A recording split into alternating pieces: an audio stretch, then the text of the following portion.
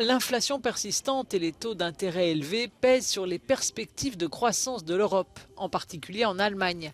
L'Organisation de coopération et de développement économique, l'OCDE, a publié ses projections intermédiaires pour le reste de l'année et l'année prochaine.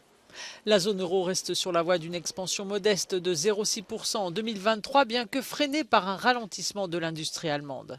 Globally, the prospects for manufacturing look weak, and while the outlook is still positive for services, it has deteriorated since May. We see large differences across countries. The outlook is stronger in the US than it is in Europe, and across both areas, companies now expect less activity than they did 6 months ago.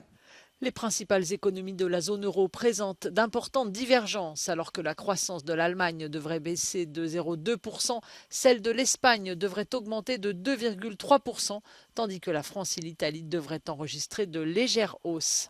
La baisse des prix de l'énergie stimule la croissance mondiale, les États-Unis et certains pays émergents enregistrant de bons résultats en 2023. Mais la stagnation de l'économie chinoise devrait freiner la croissance mondiale l'année prochaine.